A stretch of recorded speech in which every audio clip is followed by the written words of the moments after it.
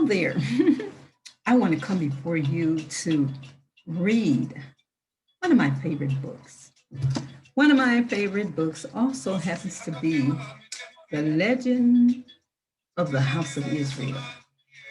So, the first story that I would like to read to you in your hearing would be the story of Yahoseph. One of my favorite stories. One of my favorite stories because Yahoseph was a favorite son of Yacob, but because he was a favorite son, and because Yacob treated him so much better than all his other sons, he caused a serious problem among them. And you know what that was? He stirred up hatred among the other brothers because it's not good to treat one child better than you do the other. So we're going to read that little story, and I can come back and read a little bit later because I can't read all of it because the book is so thick. There's just so much to read. And so I'm going to read about Joseph, the favorite son. Now, Yacob, whom you call Jacob here in America, was not exempt from the lot that falls to the share of all the pious. It says, whenever they expect to enjoy life in tranquility, Satan hinders them. He appears before the Most High and he says, is it not enough that the future world is set apart for the pious? What right have they to enjoy this world besides? After the many hardships and conflicts that had been beset the path of Yacob, he thought he would be at rest at last.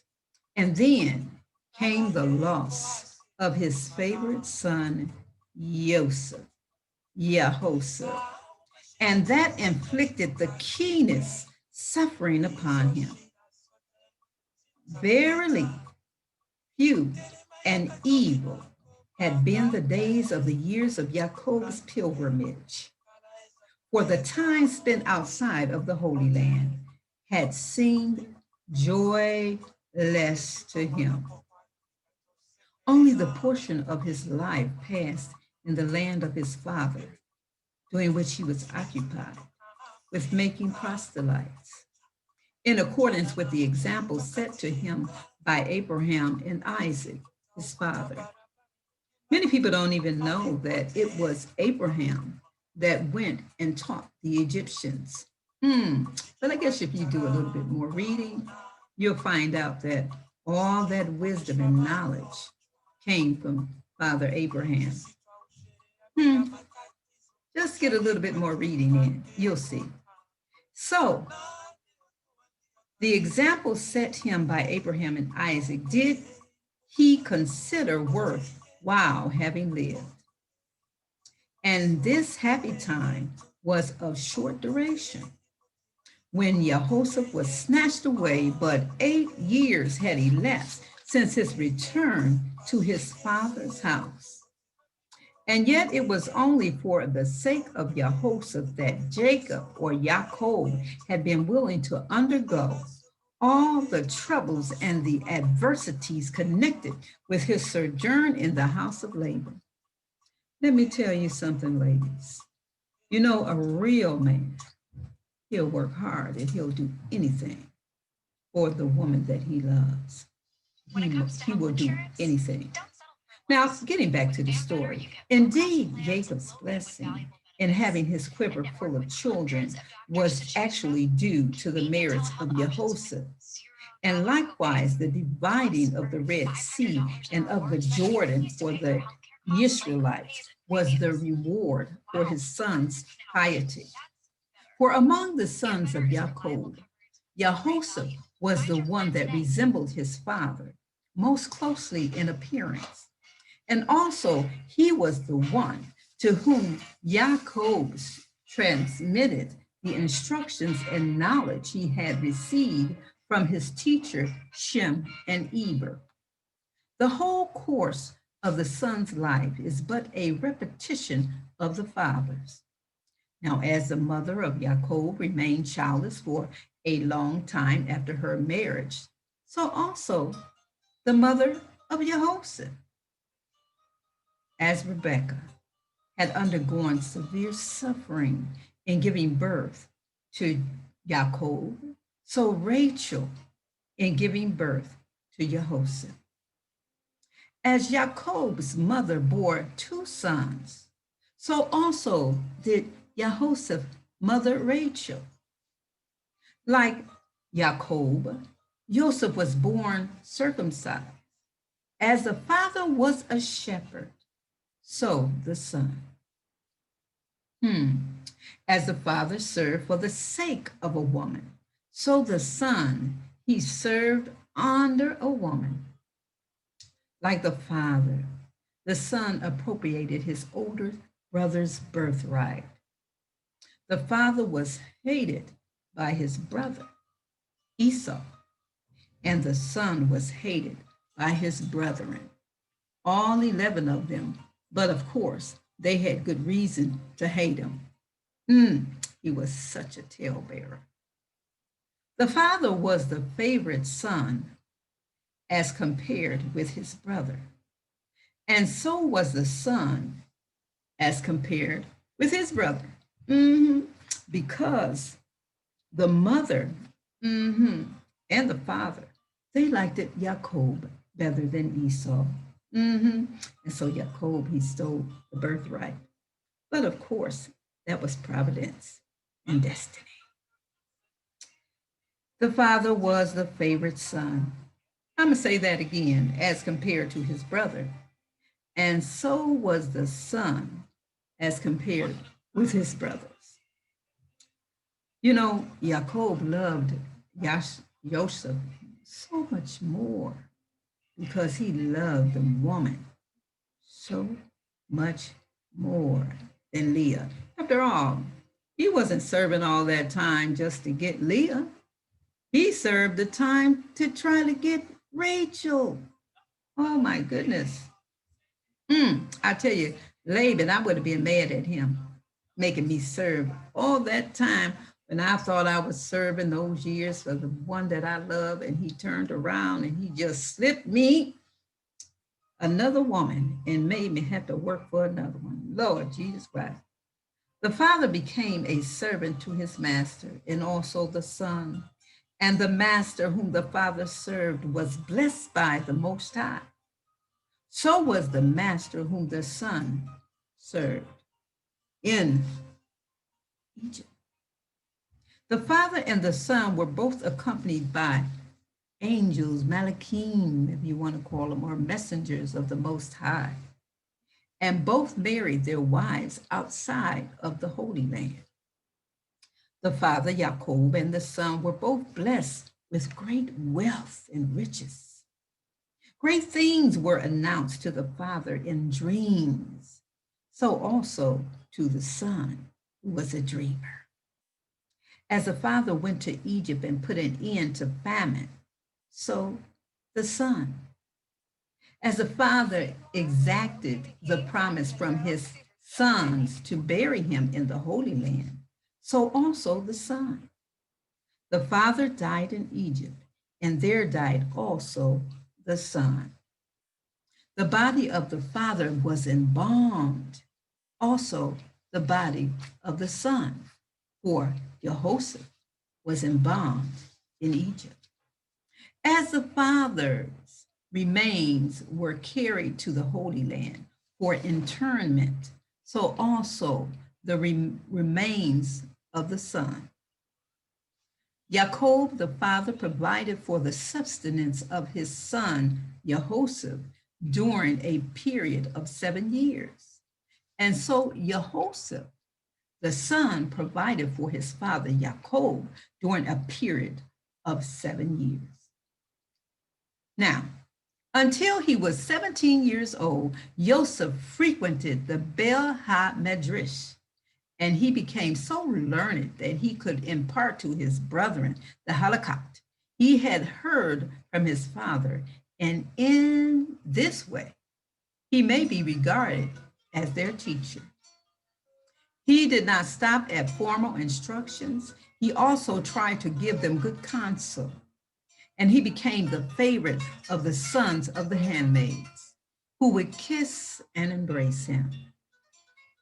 Now, in spite of his scholarship, there was something boyish about Joseph. He dressed his hair carefully, and he walked with menacing steps. These foibles of youth were not so deplorable as his habit of bringing evil reports of his brethren to his father. He knew he liked them more. He accused them of treating the beasts under their care with cruelty. He said that they ate flesh torn from the living animals. He charged them with casting their eyes upon the daughters of the Canaanite women, of whom they should not have had any dealings with. And he accused them of giving contemptuous treatment to the sons of the handmaids, Bilhah and Zilpah, whom they called slaves. For these groundless accusations, Joseph had to pay, and I'm telling you, he had to pay dearly. He was himself sold as a slave, seeing that he was calling them boys slaves and they mama slaves too. Because he had charged his brethren with having called the sons of the handmaid slaves. And Potiphar's wife casted her eyes upon Yahoseph because he threw the suspicions under his brethren that they had cast their eyes upon those Canaanite women, and they did not. And how little it was true that they were guilty of cruelty to animals appears from the fact that at the very time when they were contemplating their crimes against Yahoseph to kill him or sell him somewhere, they yet observed all the rules and prescriptions of the ritual in slaughtering the kid of the goats with the blood of which they besmeared his coat of many colors because they just couldn't stand his tail-bearing lion self anymore. And so they hated him. And when they hated him with a passion. Number one, he was the favorite son of the father. And Yacob poured his love upon that one right there. And the other boys, they wanted to feel the love of their father too. So when Jacob showered Yahoseph with all that love, well, that stirred up jealousy. It stirred up hatred in them. So we must be very careful that you don't treat one child better than you do the other. You make sure you treat them the same. Kind of reminds me of my father.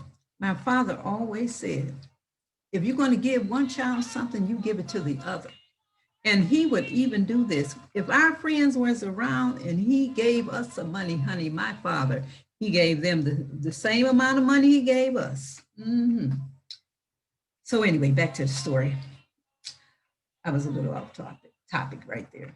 Now, Joseph he was very hated by his brethren. And as I said, it was right that they should hate him. Yeah, he wasn't such a good brother with all that tail bearing and stuff. So Yahoseph's tail bearing against his brethren made them hate him. I mean, when I say they hated the boy, they hated him. Among all of them, Gad was particularly wrathful, and for good reason. Gad was a very brave man. And when a beast of prey attacked the herd over which he kept guard at night, he would seize it by one of its legs and whirl it around until it was stunned, and then he would fling it away to a distance of 2 stadias and kill it thus. Once Yacob sent Yahoseph to tend the flocks, but he remained away only 30 days. for he was a delicate little lad, and he fell sick with the heat, and he hastened back to his father.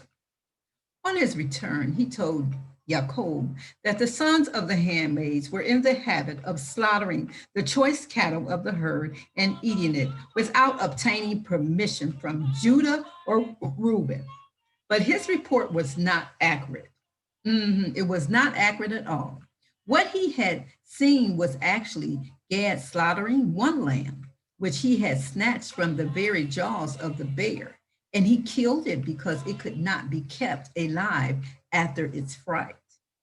Yahoseph's account sounded as though the sons of the handmaids were habitually inconsiderate and careless in wasting their father's substance.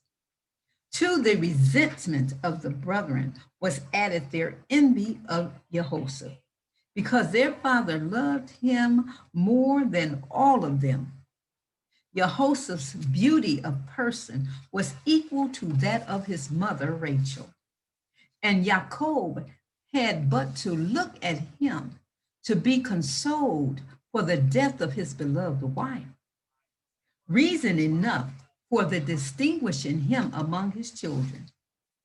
And as a token of his great love for him, Yacob gave Yahoseph a coat of many beautiful, radiant colors. And this beautiful, beautiful, beautiful coat was so light and delicate that it could be crushed and concealed in the closed palm of someone's big hand. The Hebrew name of the garment was fasim.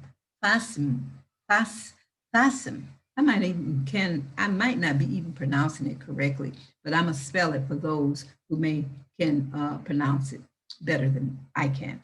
And that is Passim. And it conveys the story of the sale of Yahoseph.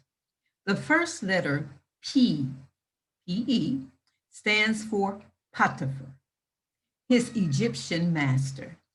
Shemek stands for Soharim, the merchantman that bought Yahoseph from the company of the Ishmaelites, to whom his brethren had sold him. Yod, Y-O-D, stands for these same Ishmaelites. And Mem, M-E-M, for the Madianites that obtained him from the merchantmen, and then disposed of him to Potiphar. But Passim, P-A-S-S-I-M, has yet another meaning, which is clefts. His brethren knew that the Red Sea would be cleft in twine in days to come for Yahoseph's sake. And they were jealous of the glory to be conferred upon him. Now, although they were filled with hatred of him, it must be said in their favor that they were not of a sullen, spiteful nature. They did not hide their feelings. They proclaimed their enmity openly. Once Joseph dreamed a dream, and he could not refrain from telling it to his brethren. He spoke and said, Here, I pray you, this dream which I had dreamed. Behold, you gathered fruit, and so did I. Your fruit rotted, but mine remained sound. Your seeds will set up dumb images of idols, but they will vanish at the appearance of my descendants, the Messiah of Yahoseph. You will keep the truth as to my fate from the knowledge of my father, but I will stand fast as a reward of self-denial of my mother, and you will prostrate yourselves 5 times before me. The brethren refused at first to listen to the dream, but when Joseph urged them again and again, they gave heed to him. And they said, Shalt thou indeed reign over us? Or shalt thou indeed have dominion over us?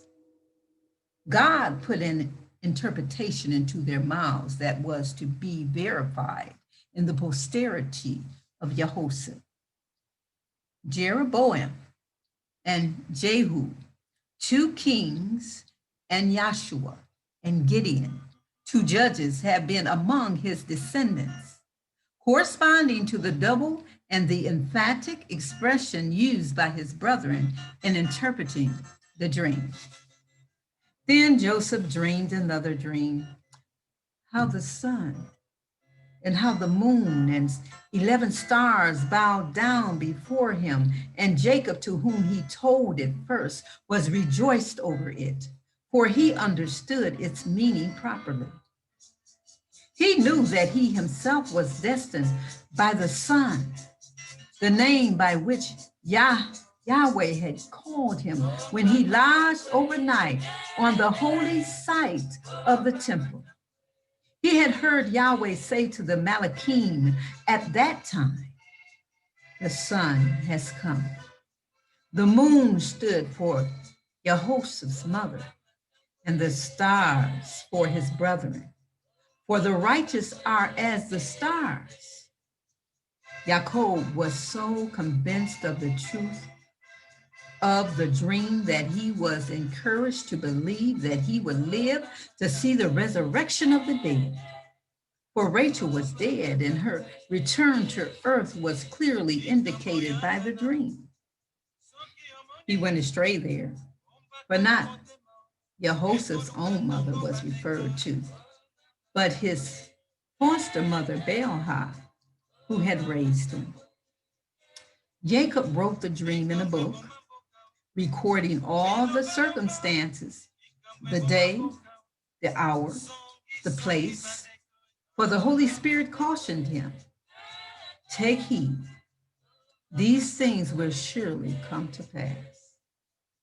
But when Joseph repeated his dream to his brethren in the presence of his father, Yacob rebuked him, saying, I am my brethren that has some sense, but I am thy mother that is inconceivable, for the mother is dead. These words of Yacob called forth a reproof from the Most High. He said, thus thy descendants will in time to come seek to hinder Jeremiah in delivering his prophecies. Yacob may be excused. He had spoken in this way only in order to avert the envy and hate of his brethren from Joseph. But they envied and hated him because they knew that the interpretation put upon the dream by Yacob would be realized. And I'm going to stop right there, and I will finish up this little story a little later on.